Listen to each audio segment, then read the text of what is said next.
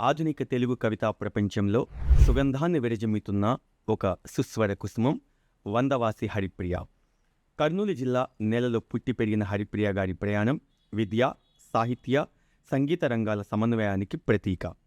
ఉన్నత చదువులు చదివిన ఆమె ప్రస్తుతం కర్నూలు జిల్లాలో తెలుగు ఉపాధ్యాయునిగా సేవలందిస్తున్నారు.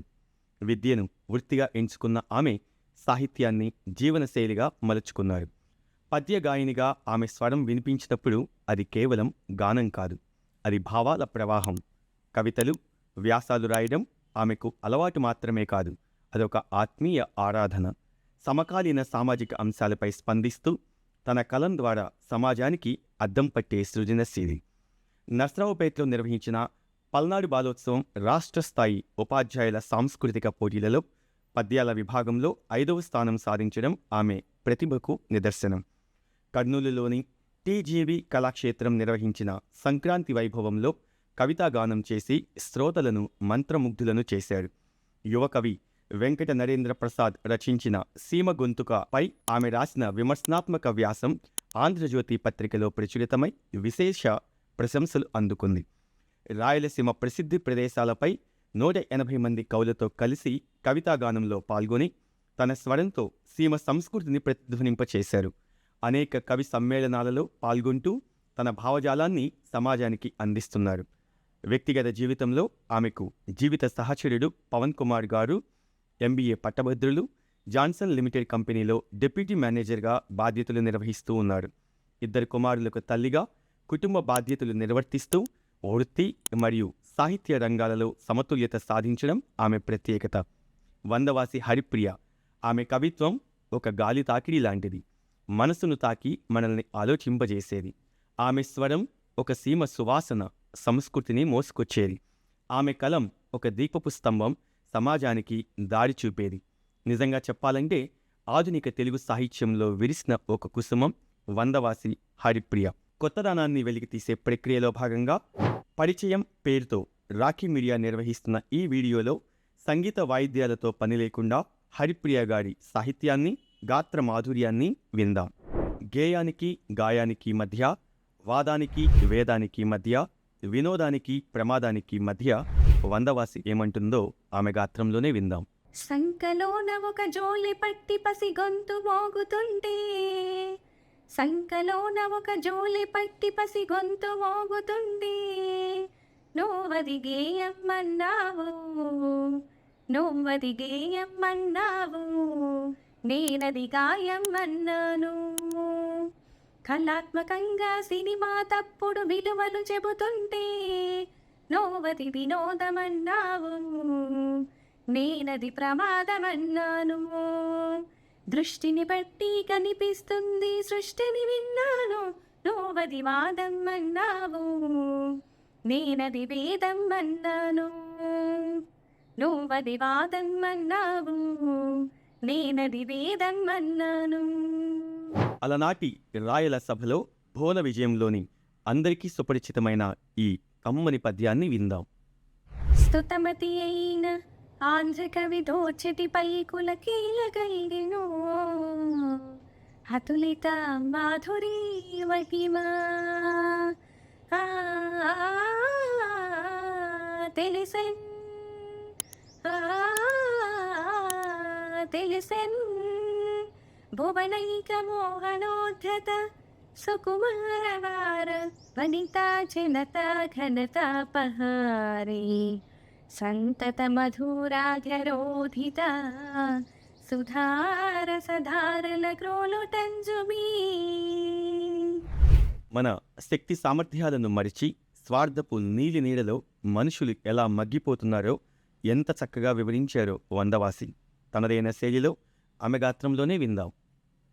చందమామనందుకునే శక్తి నీకున్నా, సముద్రాలు ఈదగలిగే బలం నీకున్నా, నేను నాదని మాట మరువెందుకు, స్వార్థమనే బందిఖాన విడువెందుకు, నీవు విడువెందుకు. మనసా నేను నిప్పుతోని కడగన, మనసా మనసా కన్నీళ్లతో నేను మార్చన, మనసా మనసా మనసా నీ మర్మమేందో ఎరుగనైతి మనసా గుళ్ళు గోపురాలు ఎత్తి మొక్కి వస్తున్నా లెక్కలేని పదవులెన్నో ఎక్కి వస్తున్నా ఎదుటివాడు ఎదుగుతుంటే ఓర్వెందుకు ఎనుక నుంచి పొడిచే పాడుగుణం ఎందుకు మనసా నిన్ను నిప్పుతోని కాల్చన మనసా.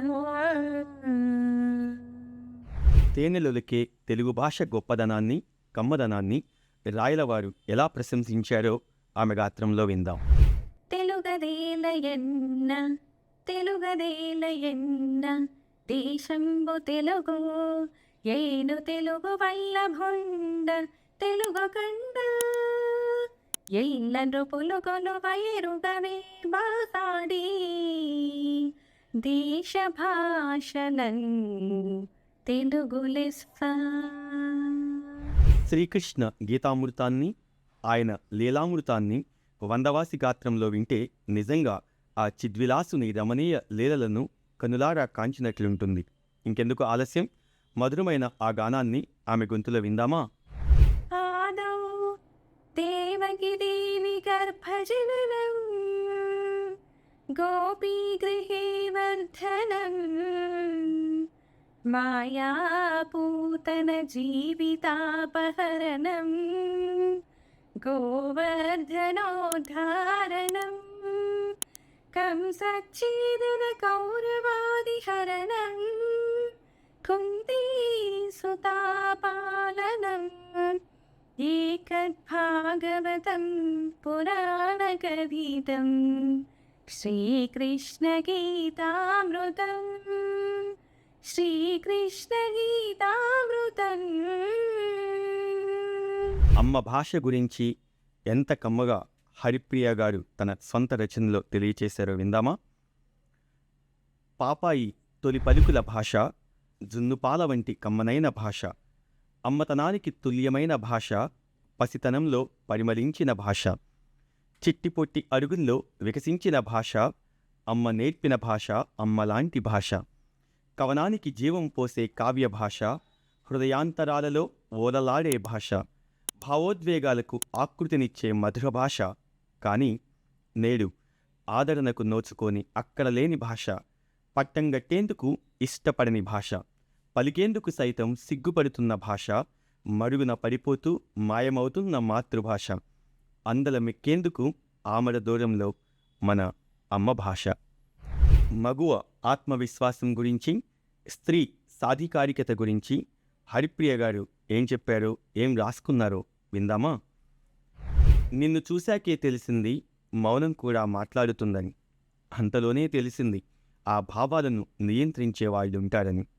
పసితనం నుండే అలవాటు కాబోలు ఆధారపడి బ్రతకడం, అభివృద్ధికై అర్రులు చాచడం, ప్రతిభను నిరూపించుకోవడానికి పోరాడటం. సమానత్వం అంటూనే అసమానత్వాన్ని నరనరాల్లో నింపేసుకున్న సమాజాన్ని చూసి ఏడవలేక నవ్వుకున్న క్షణాలెన్నో. కాచి కాపాడాల్సిన చేతులే కబంధ హస్తాలైతే బలైపోయిన వైనాలెన్నో.